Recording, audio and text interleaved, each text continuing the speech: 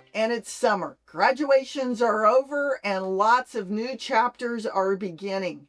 Whether it's your first home purchase, a relocation, downsizing, or simply planning for what's next, life changes often lead to real estate decisions. It's one of the reasons summer markets tend to be a little more active, and we're beginning to see some market shifts. Hi everyone, I'm Missy Stagers with MStagersRealtyPartners, and welcome to our June 2026 market update. The numbers actually reflect what's happening in the month of May, and as always, I'll cover what's happening in our local real estate markets, and our trusted partner Jen Bailey will give you a mortgage update as well. Let's look at the numbers here in San Antonio. Total home sales, 3,637, up 5% from last year. Average home price, $379,697, up 3%. Median home price, $306, that's down 1%. Average days on market is up again. Months of inventory, 6.14. That means there's lots of choice. Additional market activity includes 5,100 new listings, 17,000 plus active listings, and 3,000 pending sales. Average residential rent is hanging around $1,863. Looking at Texas as a whole, total home sales increased 1.1%.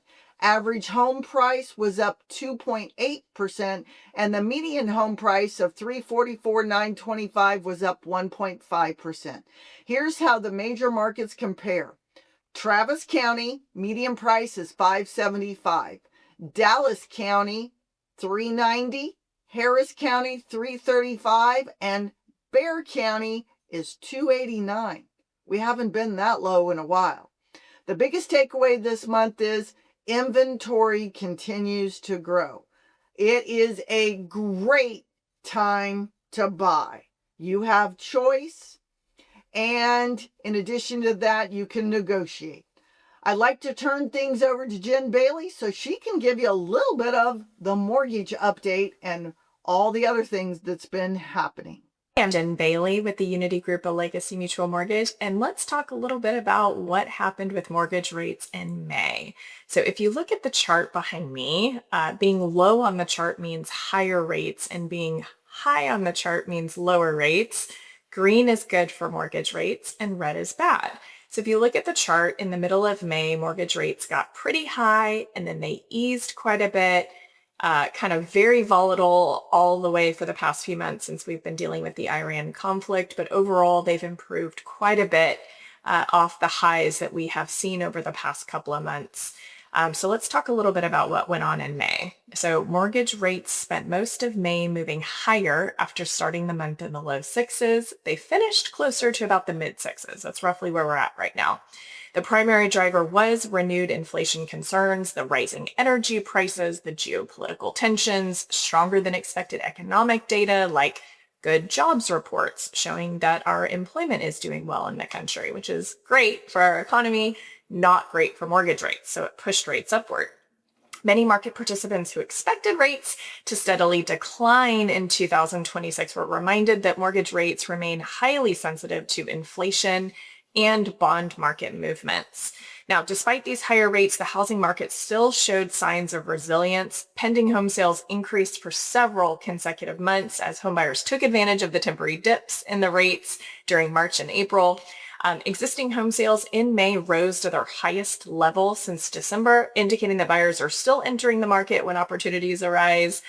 Inventory continues to improve compared to the ultra tight conditions that we had like in 2021, 2022, 2023. Buyers have more options. They have more negotiating power. They have greater success obtaining seller concessions and rate buy downs than they have had before. Affordability does remain challenging, but today's market is a far more balanced market than it was during the pandemic. San Antonio in particular remains one of the more balanced housing markets in Texas. Inventories hovering around 5 to 6 months of supply, depending on the area you're looking in. This gives buyers considerably more leverage than they've had in years. Homes are taking longer to sell, but prices have remained relatively stable. Now, sellers who price correctly are moving their properties quickly, but overpriced listings are sitting longer and typically require price reductions and concessions to get it sold. What to keep in mind and watch out for going forward. The biggest factor with mortgage rates remains to be inflation. If inflation cools over the summer, then rates could gradually move lower. If it remains elevated, they could stay in the mid sixes, maybe even hit 7. We will see. The outlook, basically best case scenario, by the end of the year, high 5s. Most likely low to mid 6s. Worst case scenario, we might revisit 7%.